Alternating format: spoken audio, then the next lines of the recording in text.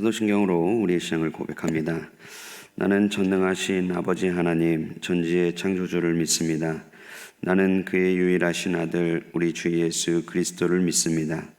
그는 성령으로 잉태되어 동정녀 마리아에게서 나시고 본디오 빌라도에게 고난을 받아 십자가에 못 박혀 죽으시고 장사된 지 사흘 만에 죽은 자 가운데서 다시 살아나셨으며 하늘에 오르시어 전능하신 아버지 하나님 우편에 앉아 계시다가 거기로부터 살아있는 자와 죽은 자를 심판하러 오십니다. 나는 성령을 믿으며 거룩한 공교회와 성도의 교제와 죄를 용서받는 것과 몸의 부활과 영생을 믿습니다. 아멘. 우리 찬송가 393장 찬양하겠습니다. 찬송가 393장입니다.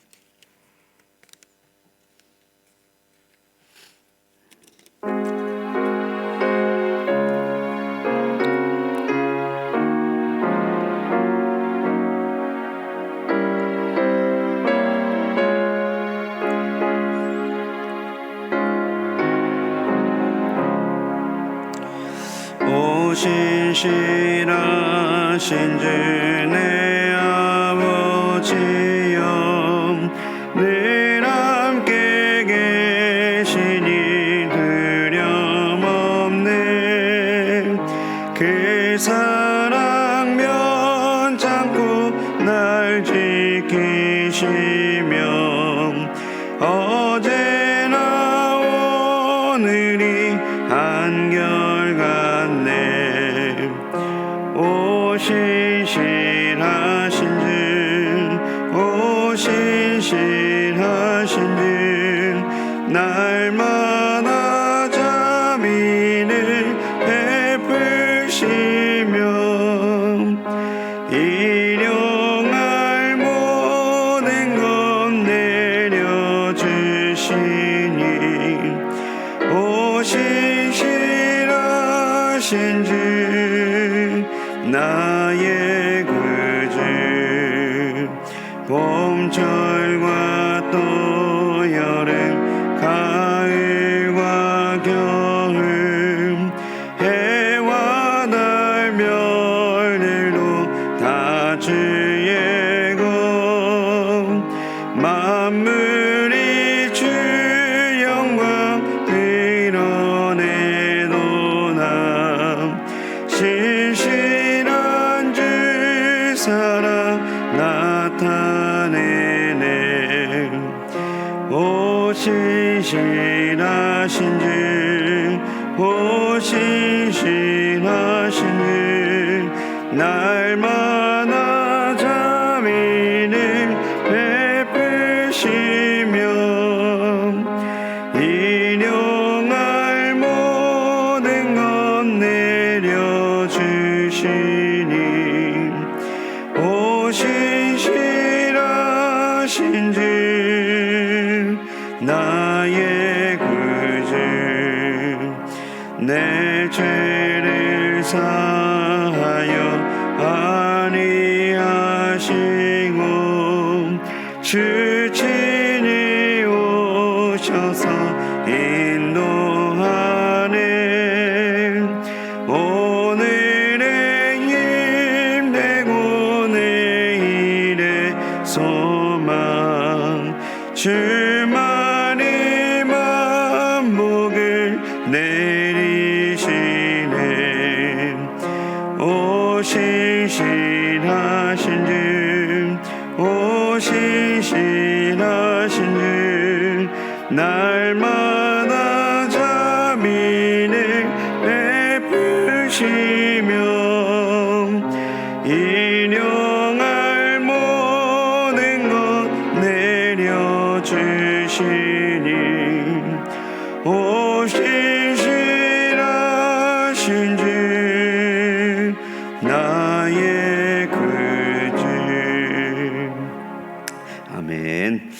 오늘 우리에게 주신 하나님의 말씀 구약성경 창세기 22장 1절에서 14절까지 말씀입니다. 성경 말씀 창세기 22장 1절에서 14절까지 말씀입니다.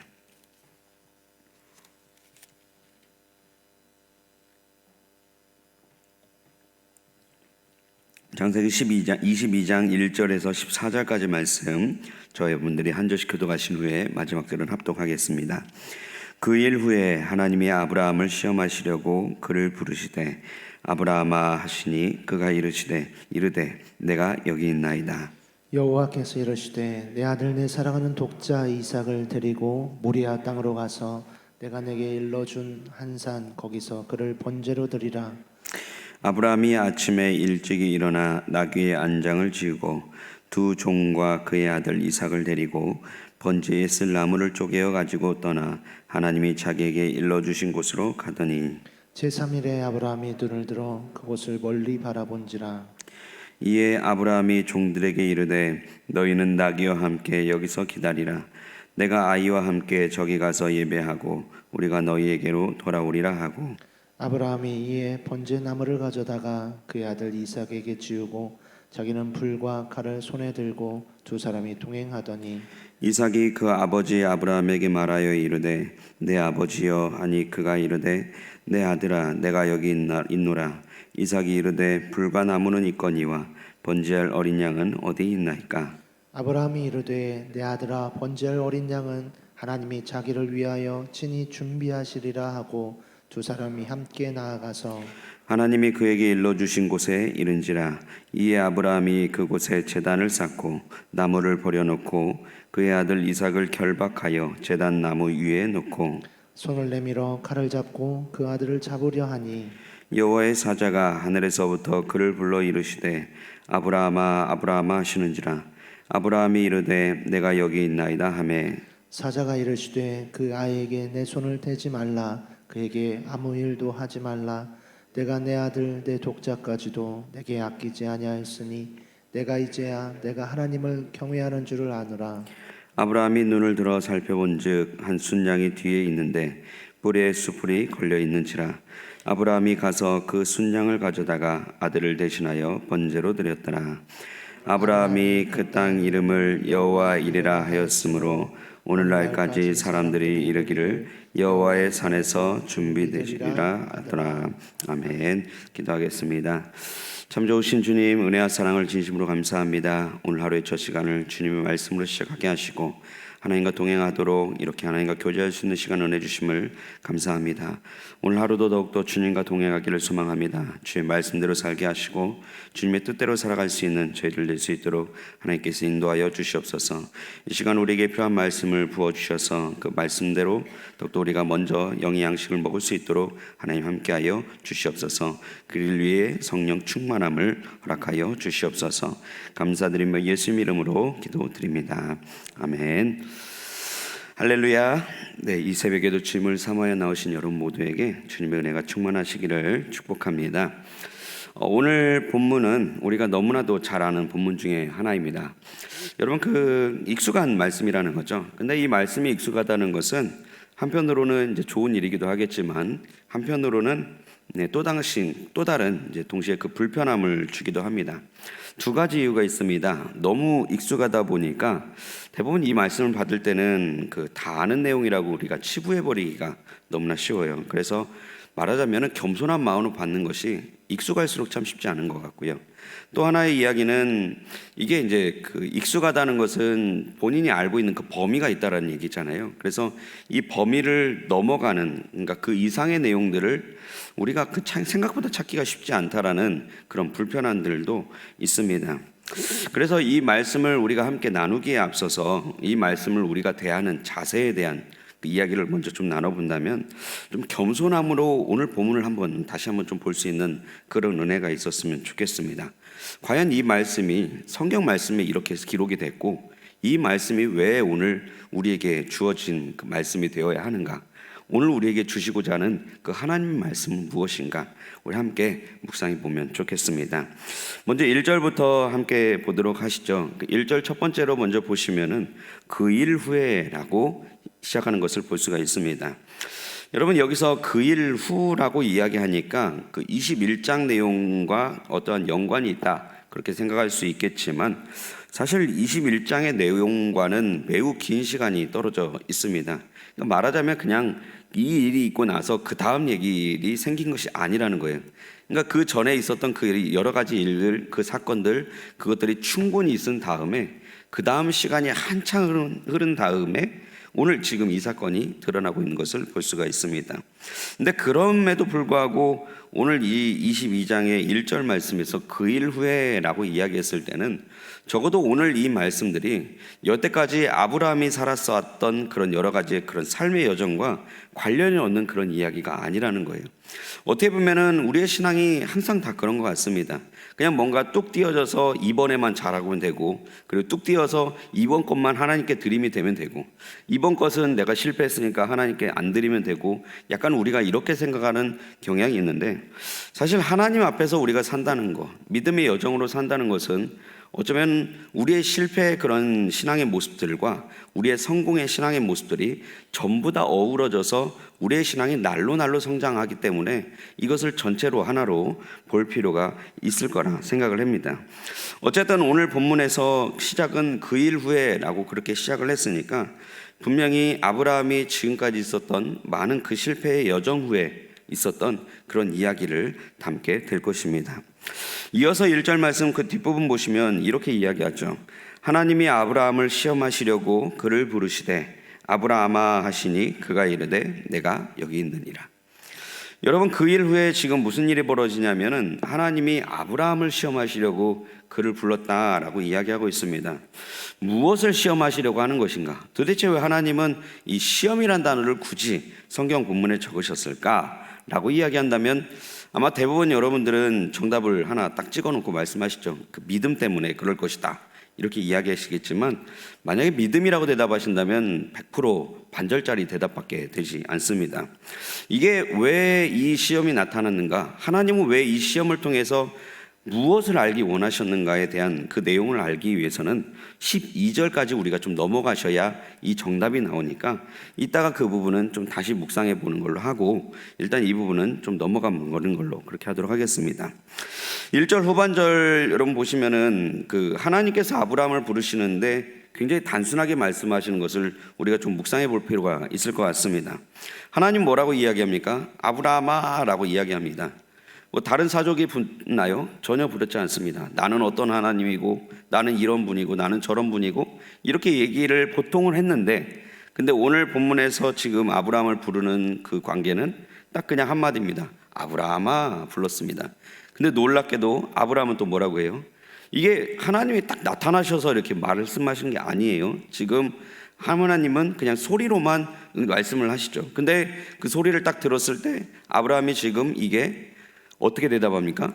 그냥 내가 여기 있나이다 이렇게 그냥 이야기합니다. 이게 뭘 얘기했냐면요, 하나님과 아브라함 그 사이에 이미 어떠한 충분한 관계가 지금 형성되어 있는 것을 볼 수가 있다라는 거예요.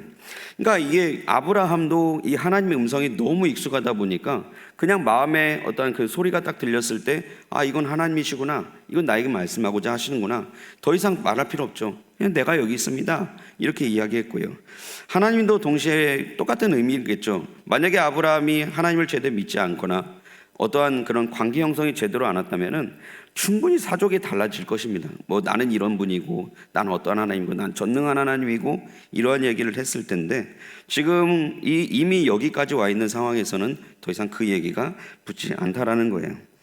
여러분, 그 사무엘 시대 혹시 기억나시는지 모르겠는데 그 사무엘 어렸을 때 시대를 성경에서 어떻게 표현하냐면요, 하나님의 말씀이 희귀한 시기다라고 그렇게 표현하는 것을 우리가 알고 있습니다.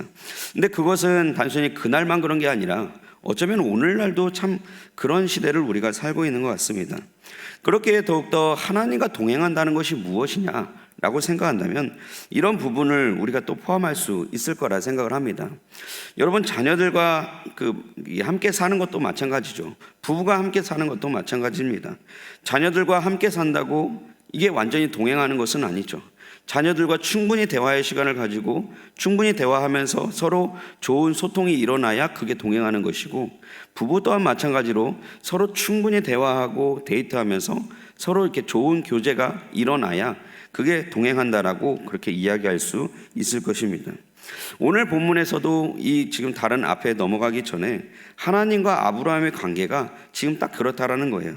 하나님이 주신 그 말씀들, 하나님이 나에게 이 말씀들을 계속 주신 그것들이 아브라함에게 어떠한 특별한 경험이 아니라 그냥 정말 자연스럽게 삶에서 흘러들어올 수 있는 그 말씀이고, 정말 자연스럽게 하나님과 교제할 수 있는 그 말씀들, 그 모습들, 어쩌면 우리가 하나님과 동행하고자 하는 그 마음이 있다면 이 자리까지 우리가 나아가야 할 줄 믿습니다.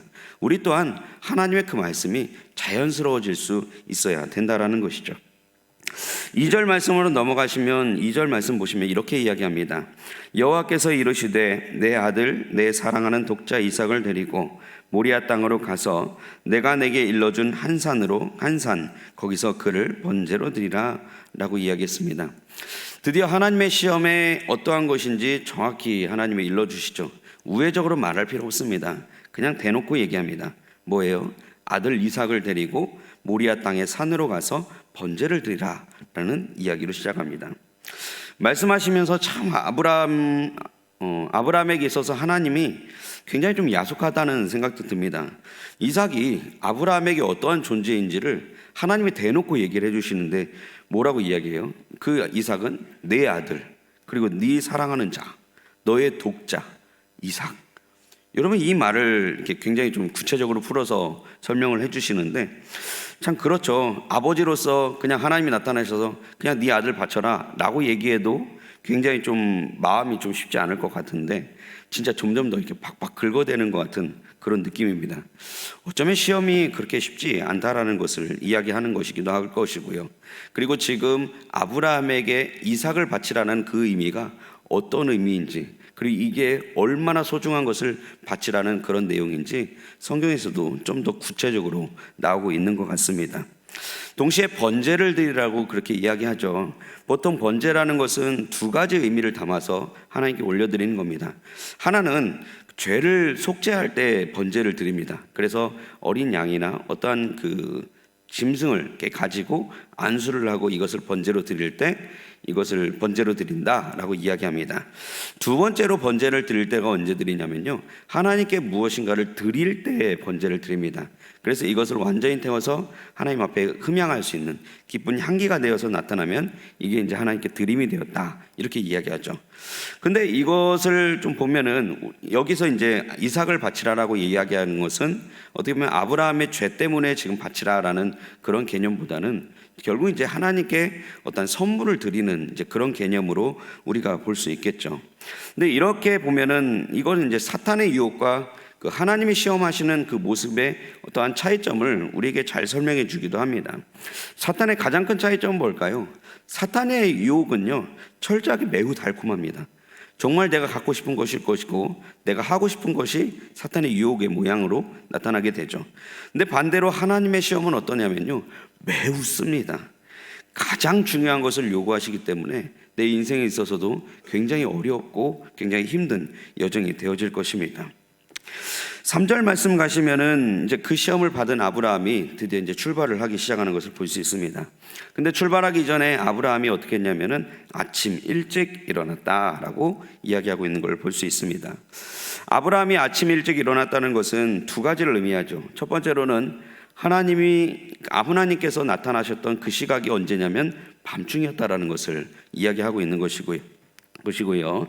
두 번째로 의미하는 것은 뭐냐면 아브라함이 그 말에 즉각적으로 순종하고 있다라는 것을 볼 수가 있습니다. 이쯤 하면 우리가 좀 더 하나 묵상하는 것이 뭐죠? 보통 이렇게 사라에게 말을 했냐 안 했냐, 그 얘기들을 많이 이야기하죠. 아마 제가 묵상한 바로도 사라에게 이야기하지 않았을 확률이 더 클 것 같습니다. 여러분 7절 말씀 보시면은 그 이삭이 아버지에게 가면서 이야기하죠. 아니 번제에 쓸 나무도 있고 다 있는데 도대체 양이 어디 있습니까? 라고 물어보는 것을 봤을 때 이삭은 지금 자기가 제물인 것을 모르는 거죠. 근데 이삭이 모른다면은, 만약에 근데 사라가 알았다면은 분명히 이삭도 어느 정도 선에서는 좀 알았어야 하는데, 지금 이삭이 모른다고 하는 것은 어떻게 보면 지금 사라에게도 전혀 이야기하지 않은 채 그냥 출발을 했다라는 것을 우리가 생각해 볼 수 있을 것 같습니다. 3절 뒷부분 말씀 보시면은 이제 아브라함이 드디어 여정을 준비하는 모습이 나옵니다. 근데 이 여정에 준비하는 과정에서도요, 아브라함은 지금 모든 것을 직접적으로 다 챙기고 있는 것을 볼 수 있습니다. 보통 아브라함은 주인이고 그리고 밑에 종들이 다 있잖아요. 이제 이 정도 되면은 이제 어떻게 출발을 해야 하냐면은 먼저 종들에게 속 이야기를 해야 합니다. 그래서 나무를 준비를 해. 이만큼 많이 준비해라. 그리고 이제 그 나무가 준비되면 그 제소에 나귀의 안장을 얹고 그다음에 이제 출발을 해야 하는 것이 정상입니다. 근데 지금 아브라함의 그 상황을 보면은 약간 순서가 지금 뒤바뀌어 있는 것을 볼 수가 있어요. 오히려 종에게 먼저 나무를 준비해라라고 이야기하는 것이 아니라 직접 자기가 먼저 일을 시작을 해요. 첫 번째로 했던 것이 나귀에게 안장을 올리기 시작을 하고, 그 다음에 종과 두 아들을 준비를 시키고, 그리고 함께 어딜 가냐면 나무를 쪼갰다라고 이야기하는 것을 볼 수가 있습니다. 여러분, 사람을 태우는데 그 나무는 도대체 얼마나 들까요? 적어도 적진 않을 거예요.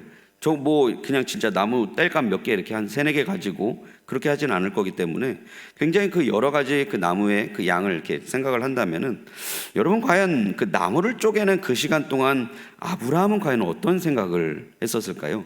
어쩌면 지금 오늘 본문의 내용을 봤을 때는 지금 두 소년이 나무를 쪼개고 있었을 것 같고, 그리고 이삭도 그 나무를 쪼개는데 옆에 있었던 것 같고, 그리고 아브라함도 이제 그것을 직접 챙기고 있었던 것 같은데, 그 나무를 쪼개는 그 여러 긴 시간 동안 과연 아브라함의 생각은 어떤 생각을 가지고 있었을까? 참 매우 쉽지 않은 그런 여정이 시작된 것 같습니다. 3절 후에 뒷부분을 보시면은 이제 드디어 이 나무까지 다 준비된 후에 출발을 했습니다. 성경은 그 이후에 3일길을 걸었다라고 이야기하는데요. 여러분, 그 3일길이라고 이야기하니까 마찬가지로 간단하게 생각할 수 있겠지만 3일길 동안 여러분 뭘 하겠어요? 적어도 이삭하고 같이 밥은 먹을 거 아니겠습니까? 적어도 이삭하고 같이 잠을 자지는 않겠습니까? 또 먹고 함께 걸어가고 자고, 먹고 함께 걸어가고 자고, 이게 지금 며칠 동안 반복한 거예요? 3일을 반복한 겁니다. 제가 수련회를 아이들과 진행하면서 항상 그 수련회 끝나면 느끼는 것이 중에 하나가 뭐냐면은, 아이들과 한 3일 정도 이렇게 뒹굴거리기 시작을 하면요, 굉장히 많이 친해지게 되어 있습니다. 아무래도 그렇죠. 먹고 자고를 지금 몇 번을 반복하고 얼마나 함께 있는 시간이 많은데, 그 시간쯤 되면은 아이들도 안 친했던 아이들도 굉장히 많이 친해질 수 있는 여건이 생기죠.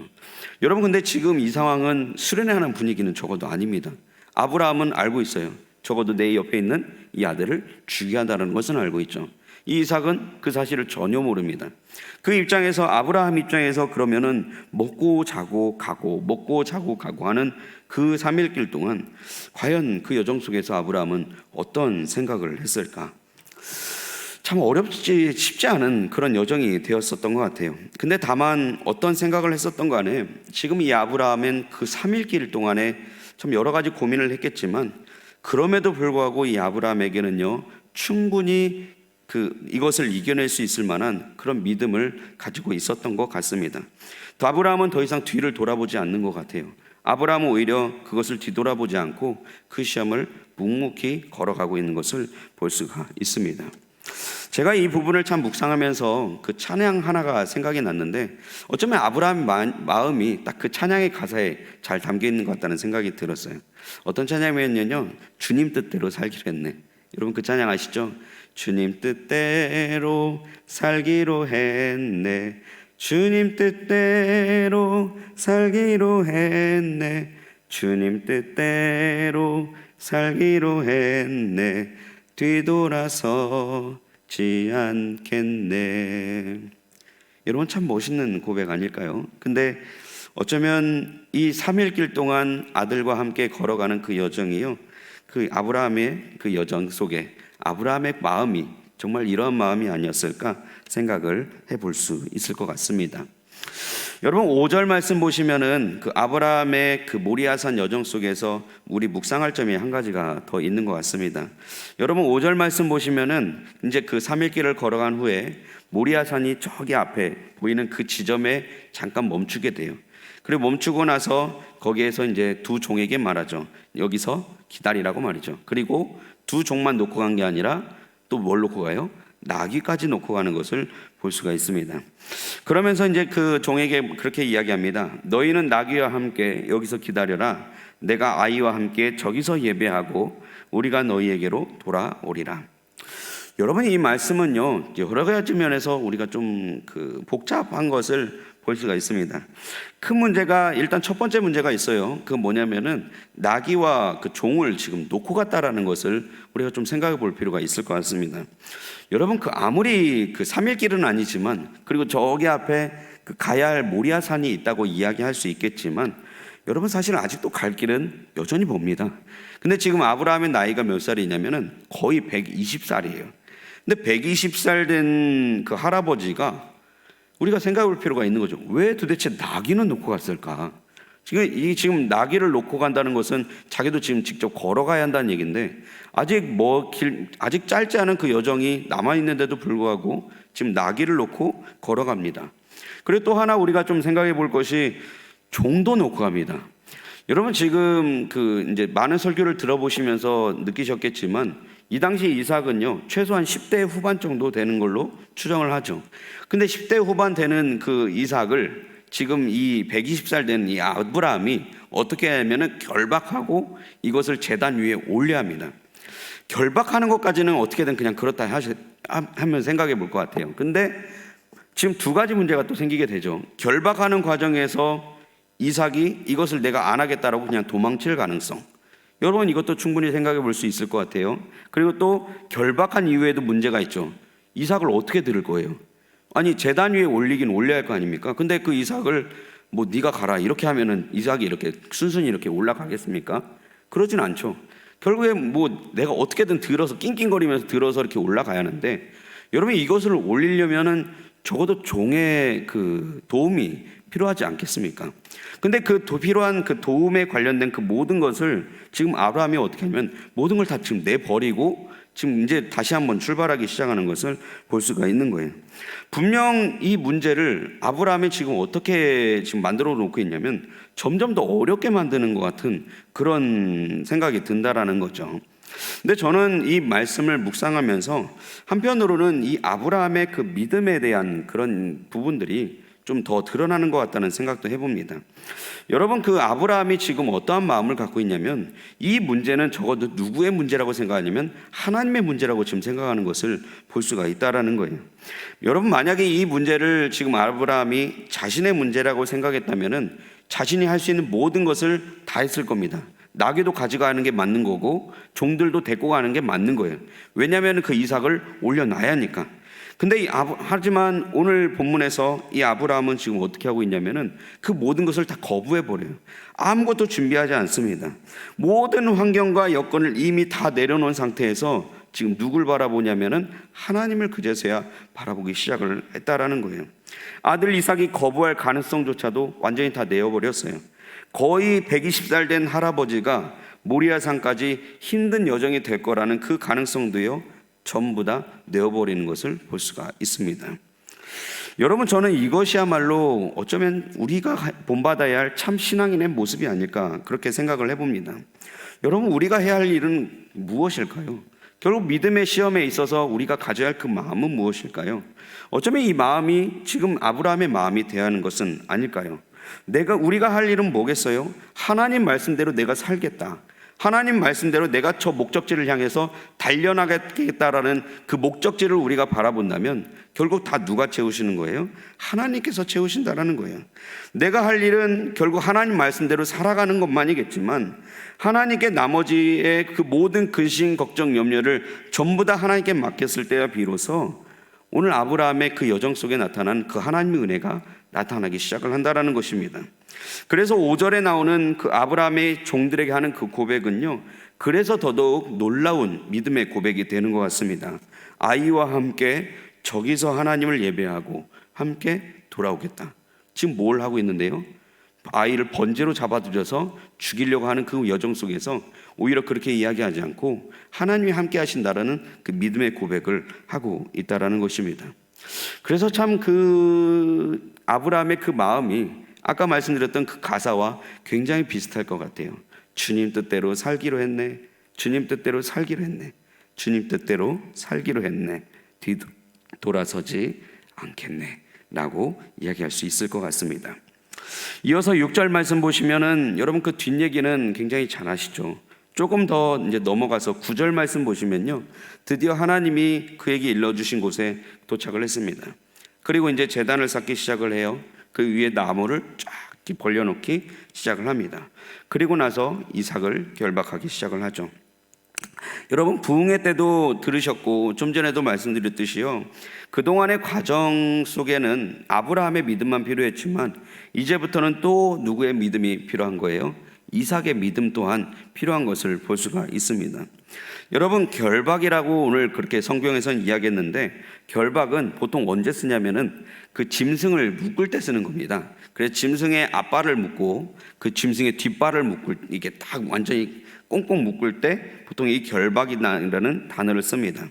여러분 근데 상상을 해보시면은 아시겠지만 120살, 거의 120살 된 노인이 지금 10대인 청년을 지금 결박을 하고 있는 그 모습을 한번 상상해 보십시오. 그리고 또 아까 말씀드렸듯이 이게 결박만 해도 끝나는 것이 아니잖아요. 제단 위에서 결박을 하는 게 아니에요. 밑에서 결박을 합니다. 그리고 그 결박을 한 그 이삭을 지금 어떻게 해야 돼요? 그 제단 위에 올려야 합니다. 여러분 그렇다면 이 120살 된 노인이 이삭을 그냥 편하게 이렇게 올려놓았을까요? 들어서 그랬을까요? 결코 아니라는 거예요. 결국 무엇을 얘기하냐면은 이삭이 지금 스스로 올라갔었다라는 것을 볼 수가 있는 것입니다. 여러분 그래서 이것을요, 많은 사람들은 예수님의 예표다라고 이것을 해석하는 사람들이 많습니다. 여러분 참 비슷한 점이 굉장히 많아요. 아브라함과 함께 스스로 지금 이삭이 뭐겠습니까? 자기를 태울 땔감을 지금 어깨에 메고 짊어지고 산을 올라갔고요.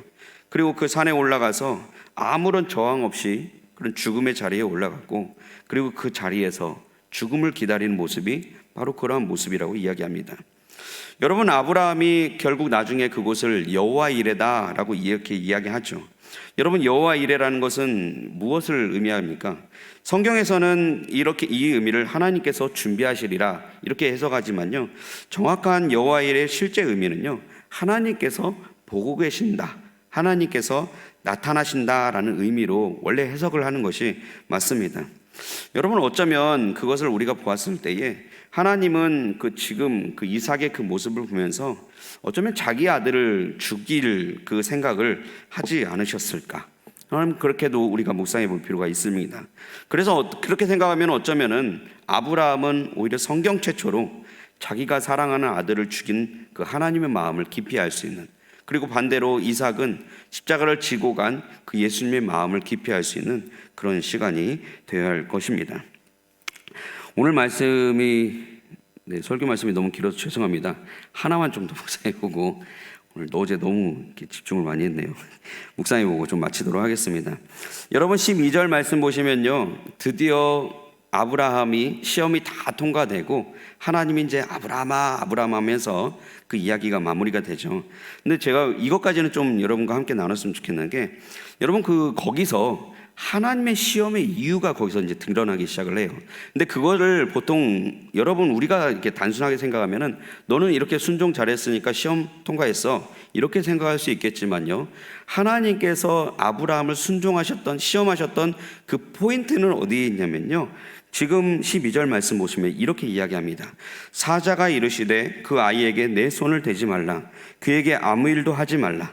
내가 내 아들 내 독자까지도 내게 아끼지 아니하였으니 이제야 내가 하나님을 경외하는 줄 아노라 라고 이야기하고 있습니다. 여러분 여기서 그러면은 지금 봐야 할 것이 무엇입니까? 하나님이 시험을 마치신 다음에 뭐라고 마무리하냐면, 네가 이제서 뭘 알았다는 거예요? 하나님을 경외하는 줄 알았다라고 이야기하고 있습니다. 여러분 경외가 뭐죠? 경외라는 것은요, 그냥 쉽게 풀어서는 하나님에 대한 두려운 마음이 될 것입니다. 여러분 그렇다면 아브라함에게 두려운 마음이 없었을까요? 사실 없었습니다. 특히 이걸 볼 수 있는 것이 창세기 20장 말씀 보시면 좀 아실 수 있는데, 여러분 20장 말씀 보시면 아브라함이 그 그랄이라는 지역에 갔을 때 자기 아내를 빼앗길까 봐 그 사라를 누이라고 속여서 한 그런 부분들이 있습니다. 근데 나중에 그 아비멜렉이라는 그 왕이 그 사라가 아브라함의 아내인 것을 알았을 때에 아브라함에게 이렇게 묻습니다. 왜 너는 도대체 이런 짓을 했느냐? 이렇게 물으니까 그때 아브라함이 대답한 그 대답이 있어요. 그 대답을 뭐라고 했냐면, 이곳에서는 하나님을 두려워함이 없으니 내 아내로 말미암아 사람들이 나를 죽일까 생각하였습니다 라고 이야기합니다. 뭐가 없냐면은 두려움이 없었어요. 그러니까 두려움이 누구에게 없는 거예요? 이 그랄 지역에 사는 사람들이 하나님을 두려워하지 않기 때문에 나도 무서워서 누이라고 속였습니다 라고 하는 그 이야기예요. 여러분, 근데 이것이 바꿔 생각할 수 있겠죠. 여러분, 이것은 그냥 두려움은, 물론 그랄 지역 사는 사람들도 하나님에 대한 두려움이 없었습니다.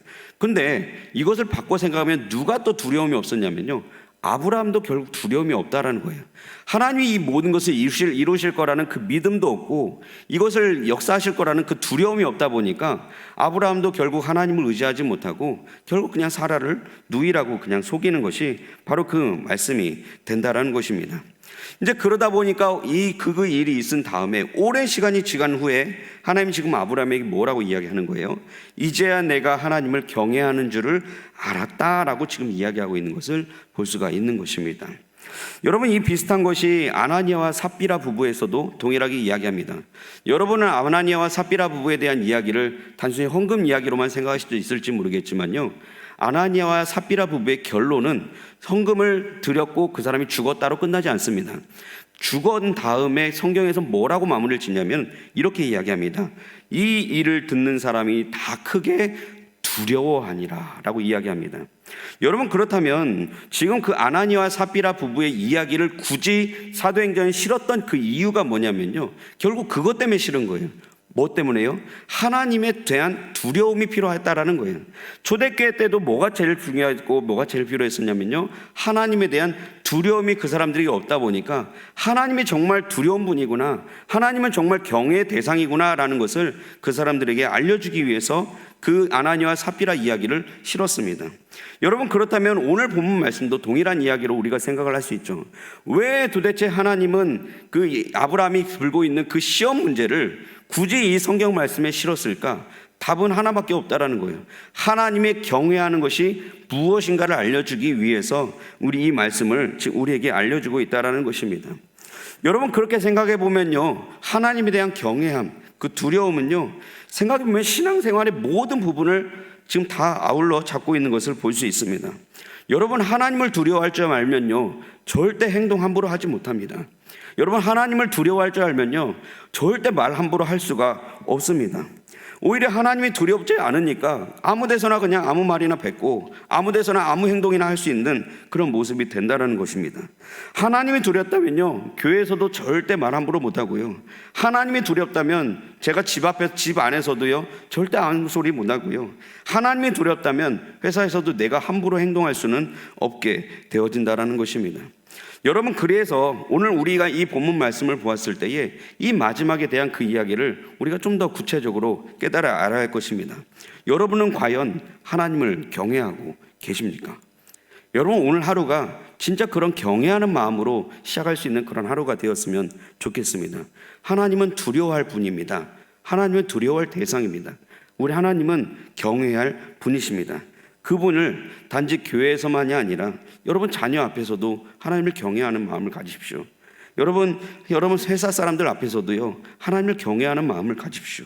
여러분, 하나님을 경외함을 통해서 여러분의 신앙생활이, 저와 여러분의 신앙생활이 더욱더 날로 성장할 수 있는 저와 여러분 되시기를 주님의 이름으로 축복합니다.